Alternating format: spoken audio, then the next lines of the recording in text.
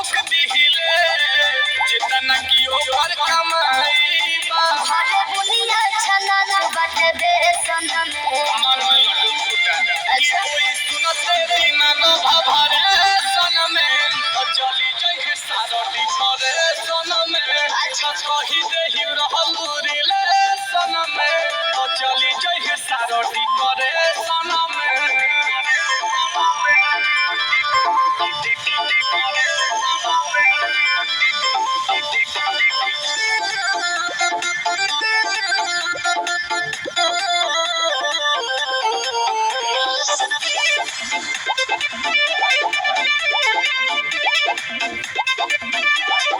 प्यार नहीं भइल मुकम्मल हो छोटा तारा नील कमल हो जे चुक जोरे तो है ठेके न दे